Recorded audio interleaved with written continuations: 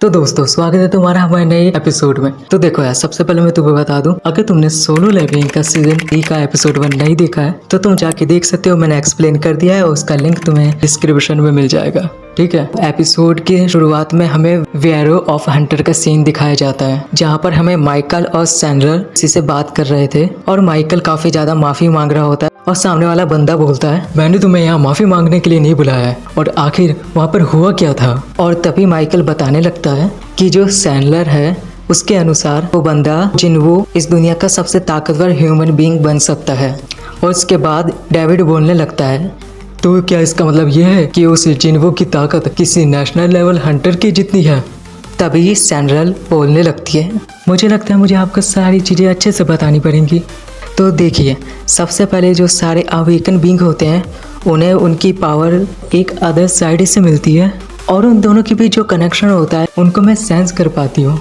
वो काफ़ी ज़्यादा चमकदार होती है जिनको यूजुअली मैं किंग प्रेफर करती हूँ। लेकिन वो जब जिन्वो के बारे में बता रही होती है तो वो कपकपाते हुए बोलती है लेकिन मैंने उसके अंदर कोई भी कनेक्शन नहीं देखा।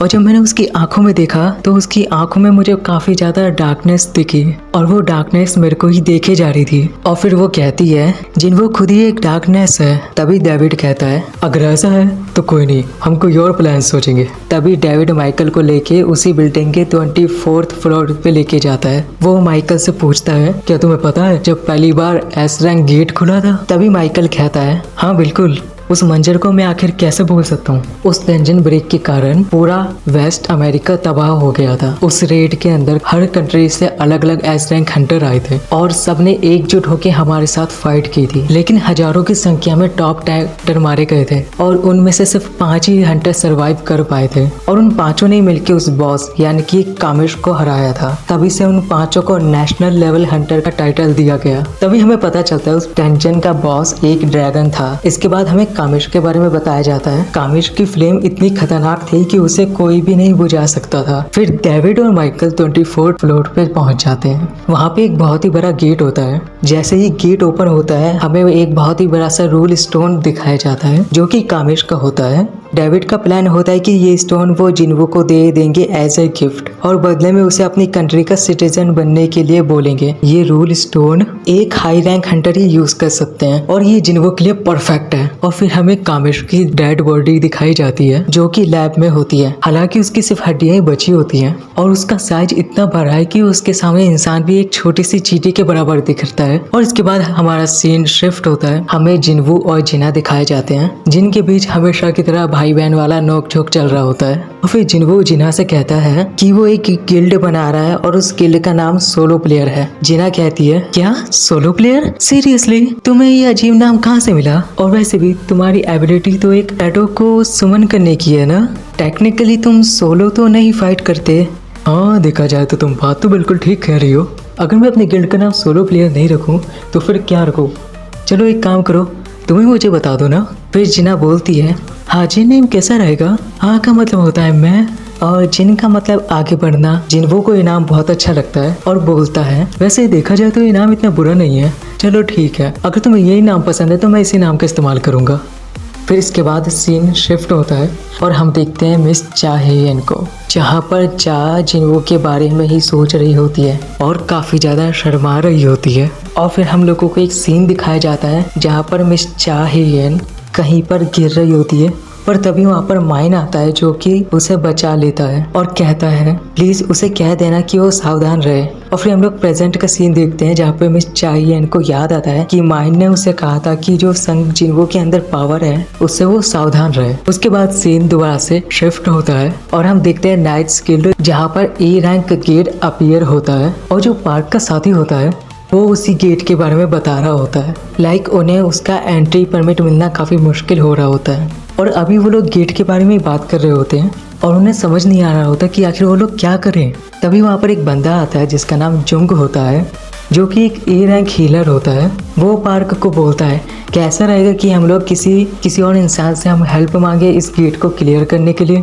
फिर पार्क बोलता है ये टॉप रैंक का ए रैंक गेट है और एक सिंगल हंटर को लेने में क्या ही डिफरेंस आ जाएगा। पर तभी उसे कुछ रियलाइज होता है। आप जानते हो सर मैं किसके बारे में बात कर रहा हूँ? हंटर संग जिनवू। उसके बाद हमें दूसरा सीन दिखाया जाता है और फिर हम जिनवू को देखते हैं जो कि जिनो को बताता है जिनो हमारे गिल्ड का नाम हाजिन गिल्ड कैसा रहेगा? तो जिनो हंसते हुए कहता है बॉस ये नाम तो काफी अच्छा है। तो ठीक है बॉस इस नाम को हम कंफर्म करते हैं। तभी फिर जिनो जिनवू से कहता है बॉस आपका मिस चाहिए इनके साथ क्या हुआ था? तो जिनवू बताता है जिनो मेरे को नहीं लगता कि वो हमारे गिल्ड में फिट होगी। देखो जिनो चाहिए वो इंसान नहीं है जिसको मैं ढूंढ रहा हूँ। और अब जिनो के दिमाग में ये चीज चलती है कि जो चाहे इन है वो एक एस रैंक हंटर है। उसकी ग्रेट परफॉर्मेंस रह चुकी है। वो देखने में भी काफी खतरनाक है। फिर जिनो जिनवू से पूछता है बॉस आप किस तरह के हंटर को ढूंढना चाहते हो? तो जिनवू बताता है मुझे वो इंसान चाहिए जिसके पास हंटर लाइसेंस हो और वो गिल्ड में ज्वाइन होने के लिए इंटरेस्टेड भी ना हो। और अभी जिनवू के मन में ये सब चल ही रहा होता है तभी उसका दरवाजा नॉक होता है और फिर जिनवू जाता है और बोलता है अरे भाई अरे आखिर तुम हो कौन? और फिर पार्क बोलता है हेलो मेरा नाम पार्क युंगसो है और मैं नाइट गिल्ड का गिल्ड मास्टर हूँ। और उस जगह पे एक छोटी सी मीटिंग होने लग जाती है जहाँ पर पार्क उसे गेट के बारे में बताता है जो कि देखने में काफ़ी ज़्यादा बड़ा था।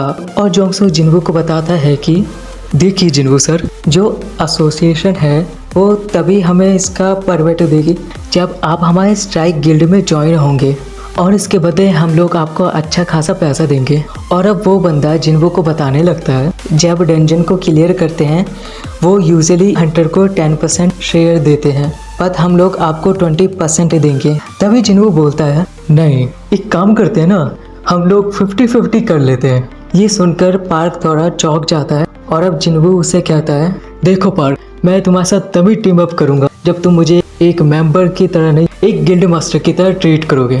और देखो पार्क वैसे भी मैं अपनी गिल्ड को क्रिएट करने के प्रोसेस में हूँ और जिसका नाम है हाजिन गिल्ड। और फिर पार्क जिनवू को कहता है चलो हम लोग 40 और 60% करते हैं। फिर जिनवू उसको सीधे तरीके से बोलता है देखो पार्क मैं तुमसे यहाँ बहस नहीं करने वाला। और अब उस बंदे के पास कोई ऑप्शन नहीं था। और फिर वो जिनवू को कहता है हाँ ठीक है जिनवू सर हम आपकी बात मानते हैं लेकिन इसके बदले तुम्हें डंजन के बॉस को हराना होगा। और अब सक्सेसफुली उनके बीच नेगोशिएशन हो जाता है और इसके बाद हमें दूसरा सीन दिखाया जाता है जहाँ पर गेट अपीयर हो चुका होता है और सभी हंटर वहाँ पे रेडी होते हैं। लेकिन पार्क को अभी जिनवू की चिंता हो रही होती है और वो यही सोच रहा होता है अरे यार कहीं जिनवू से लेट ना कर दें। और फिर हम जिनवू को देखते हैं जो कि आसमान को देख के अपने मन में सोच रहा होता है आई होप जो जिना है वो अपने साथ अम्ब्रेला लेके गई हो। और उसके बाद वो बोलता है शैडो एक्सचेंज। और इसके बाद सीन चेंज होता है और हम लोग देखते हैं जीना के स्कूल का सीन जहाँ पे हम कुछ लड़कों को देखते हैं जो कि किसी काम से किसी क्लासरूम में जा रहे होते हैं। क्लास के अंदर जो गेट है वो वहाँ अपीयर हो रखा है। इस चीज़ को देख के वो लोग थोड़ा नर्वस हो जाते हैं। तभी एक बंदा कूल बनने के चक्कर में गेट के पास आता है और उन्हें कहता है अरे यार तुम लोग इतनी चिंता क्यों कर रहे हो? ये गेट अभी क्लोज है और इसका मतलब है कि हम पूरी तरह से अभी सेफ हैं और जो हंटर है वो इस गेट के आर पार जा सकते हैं और इन सब चीज़ों में 1 हफ्ते तक का सफ़र लगता है। और वैसे भी दोस्तों इस गेट को ब्रेक होने में अभी काफ़ी वक्त है। लेकिन अचानक से गेट ब्रेक हो जाता है। उस गेट के अंदर से कोई मॉन्स्टर उस बच्चे का मुंह पकड़ लेता है जो कि कूल बनने के लिए उस गेट के पास गया था।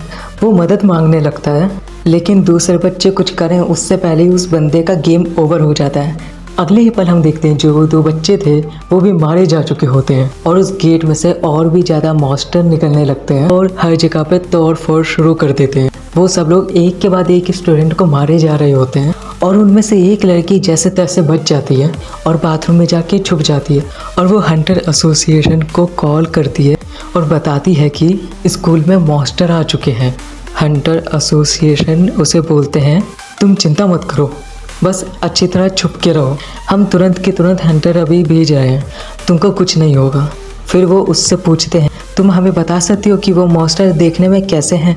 वो लड़की बताती है देखने में वो इंसान जैसे हैं लेकिन वो काफ़ी ज़्यादा बदसूरत है, उनकी स्किन का कलर ग्रीन है। ये सुनकर हंटर एसोसिएशन वाले शॉक हो जाते हैं और बोलते हैं रुको क्या कहा तुमने? उनकी स्किन का कलर ग्रीन है, कहीं वो ऑर्क तो नहीं? वो लोग स्मेल कर सकते हैं, तुम वहाँ से जितनी जल्दी हो सके वहाँ से भागो। लेकिन अब बहुत देर हो चुकी थी, वो ऑर्क उस लड़की को भी मार देते हैं। और इधर हमें दिखाया जाता है पूरे स्कूल में हड़बड़ मच चुकी होती है, सारे स्टूडेंट्स स्कूल छोड़ के इधर से उधर भाग रहे होते हैं। लेकिन अभी भी कुछ स्टूडेंट्स स्कूल में ही फंसे होते हैं।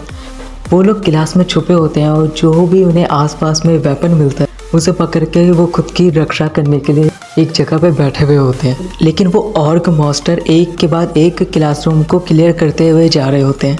उन ऑर्क्स ने पूरे स्कूल में लाशें बिछा रखी होती है। फिर हमें जिन्वू की बहन जिना और उसकी बेस्ट फ्रेंड दिखाई जाती है, जो कि एक ई रैंक हंटर भी है। वो लोग एक क्लास में छुपे हुए होते हैं और वहाँ कुछ और स्टूडेंट्स भी होते हैं और अब कुछ मास्टर उनकी क्लास में भी आ चुके होते हैं। क्लास के कुछ स्टूडेंट्स उन ऑर्क से लड़ने की कोशिश करते हैं, लेकिन वो सारे के सारे मारे जाते हैं। तभी वो मास्टर नोटिस करता है उनमें से किसी एक स्टूडेंट के पास काफ़ी ज़्यादा मैजिक पावर है। वो लोग आपस में बात करते हैं कि उन्हें पहले उसको ही मारना चाहिए। वो जिना की दोस्त के बारे में बात कर रहे होते हैं, जो कि एक ई रैंक हंटर होती है। और तभी वो ऑर्क उसकी दोस्त को मारने जाते हैं, लेकिन जिना उन्हें रोकने की कोशिश करती है। लेकिन सोंगी बोलती है, मैं भी एक हंटर हूँ, भले ही मेरा रैंक ई है, लेकिन मैं अपनी फ्रेंड को इस तरह से मरते हुए नहीं देख सकती। तभी उसमें से एक ऑर्क मास्टर दूसरे से पूछता है, क्या ये वही इंसान है जिसके अंदर से तुमने मैजिक पावर को महसूस किया? मतलब वो सॉन्ग ई के बारे में पूछ रहा था। लेकिन दूसरा मास्टर बोलता है, नहीं, मैं इससे भी ज़्यादा कई मैजिक पावर सेंस कर रहा हूँ, जो कि मुझे इस लड़की के अंदर से आ रही है। ऑर्क मास्टर जिना के बारे में बात कर रहे होते हैं। फिर वो जिना के ऊपर एक अटैक करने वाले होते हैं। तभी वो जिना के अंदर से जिन्वू के शैडो सोल्जर निकलते हैं और उस मास्टर को रोक लेते हैं। और वो ऑर्क को ऐसा पंच मारते हैं कि वो स्कूल की दीवार की छत तोड़ के ऊपर आसमान में पहुंच जाता है। और हमें दिखाई देता है वहाँ 3 शैडो सोल्जर आ जाते हैं। ये लोग एक्चुअली टक्स के 3 जनरल होते हैं, जिनको जिन्वू ने पहले ही जिना के अंदर छोड़ दिया था। अब सीन शिफ्ट होता है और हमें नाइट गिल्ड के हंटर दिखाई जाते हैं। और अब हमें जिन्वू भी दिखाई देता है। जो लोग डंजन के अंदर जा चुके होते हैं, अंदर उनका सामना 2 सर वाले मॉन्स्टर से होता है, जिसे नाइट गिल्ड वाले काफ़ी आसानी से डिफीट कर देते हैं बिना जिन्वू की हेल्प लिए हुए। फिर उनके सामने कुछ और मॉन्स्टर आ जाते हैं जो कि ज़ॉम्बी जैसे दिखते हैं। और तभी पार्क समझ जाता है जितना हमने सोचा था इस डंजन को क्लियर करना उससे भी ज़्यादा मुश्किल होने वाला है। फिर वो नोटिस करते हैं कि वो मॉन्स्टर हील नहीं कर रहे, सिर्फ एक ही जगह पे खड़े होते हैं। आमतौर पे ऐसा नहीं होता है, क्योंकि उनका नेचर होता है किसी को देखते ही अटैक करने का, लेकिन वो सब एक जगह खड़े थे। इधर जिन्वू भी सोच रहा होता है कि अरे यार, मैं कहाँ फंस गया? मुझे तो लगा था यहाँ कोई हाई रैंक मॉन्स्टर आएंगे। छोड़ो, जाने दो, शायद मैं कुछ ज़्यादा ही उम्मीद लगाए बैठा था। तभी जिन्वू को सेंस होता है उसने जो शैडो सोल्जर जिना के अंदर छोड़े थे वो फाइट कर रहे हैं। जिन्वू समझ जाता है कि ज़रूर जिना किसी मुसीबत में है। वो तुरंत सीरियस हो जाता है और पार्क को बोलता है, पार्क, मुझे एक अर्जेंट काम है, तो बेहतर होगा तुम यहाँ डंजन को संभाल लो। लेकिन पार्क बोलता है, क्या ये कैसी बात कर रहे हो तुम? यहाँ पर इतने सारे हाई रैंक मॉन्स्टर हैं, ये हमारी टीम के लिए डेंजरस हो सकता है, हम लोग मारे भी जा सकते हैं। हमारे बीच में एग्रीमेंट भी तो साइन हुआ है, उसका क्या?